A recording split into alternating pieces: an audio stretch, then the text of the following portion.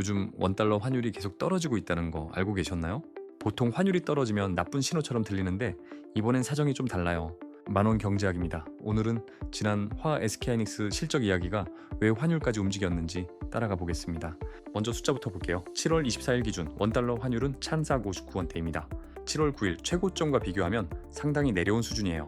지난 한 달 동안 원화는 달러 대비 5% 넘게 강세를 보였습니다. 그런데 이 강세 걱정할 일이 아니라 오히려 좋은 신호에서 나왔다는 게 핵심이에요. 첫 번째 배경은 2분기 경제 성장률 서프라이즈예요. 시장 예상보다 훨씬 좋은 성장률이 나오면서 원화에 대한 신뢰가 함께 올라간 거죠.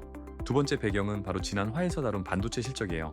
이번 성장률에서 전기전자 업종과 수출이 나란히 큰 기여도를 기록했습니다. SK하이닉스 같은 반도체 기업들의 호실적이 국가 전체 성장률로 이어졌다는 뜻이에요. 세 번째 배경은 외국인 투자자들의 움직임이에요.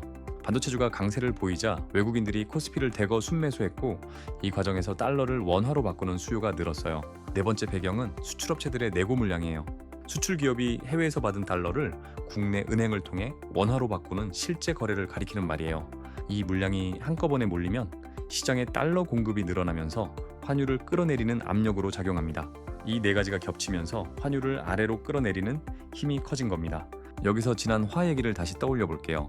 SK하이닉스 실적 발표 당일 주가는 급락했지만 그 실적 자체는 역대 최대였다고 말씀드렸죠. 그 역대 최대 실적이 이번엔 주가가 아니라 환율이라는 전혀 다른 곳에서 힘을 발휘한 셈이에요.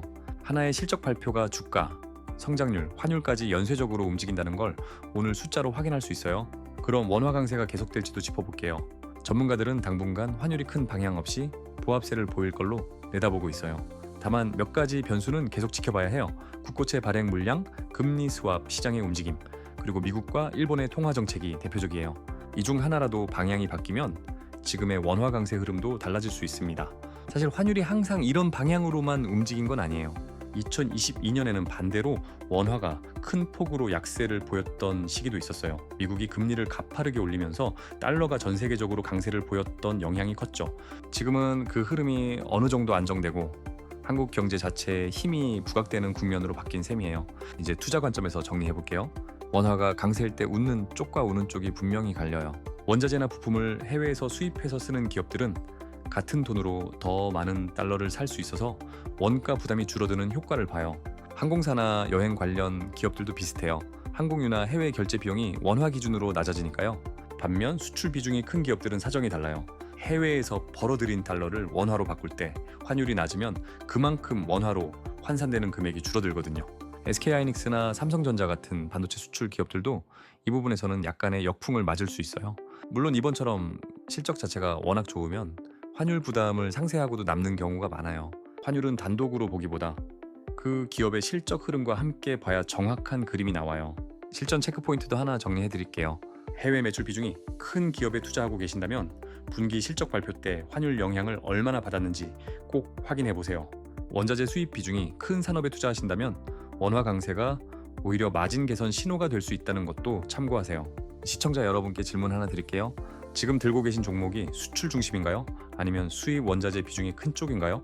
숫자 하나만 댓글로 남겨주셔도 됩니다. 실제 사례를 하나 들어볼게요. 여행사에 다니는 30대 직장인 박대리 이야기입니다. 박대리는 환율이 떨어지고 있다는 뉴스를 보고 자기 회사에는 오히려 좋은 소식일 수 있겠다고 생각했대요. 항공권과 여행 상품 원가 중 상당 부분이 달러로 결제되기 때문에 원화가 강세일 때 여행 관련 기업들의 수익성이 개선되는 경우가 많아요.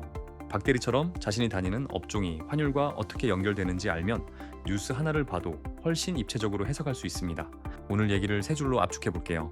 첫째, 최근 원화 강세는 걱정거리가 아니라 반도체 실적과 경제 성장률 서프라이즈에서 나온 결과라는 것. 둘째, 원화 강세는 수입 비중이 큰 기업에는 유리하고 수출 비중이 큰 기업에는 다소 불리하게 작용한다는 것. 셋째, 실적 자체가 좋으면 그 환율 부담은 충분히 상쇄될 수 있다는 것. 지난 화에서 SK하이닉스 실적을 다뤘을 때 이 실적이 다른 곳에 어떤 영향을 주는지 궁금하다는 댓글이 많았어요. 오늘 다룬 환율 얘기가 바로 그 답 중 하나입니다.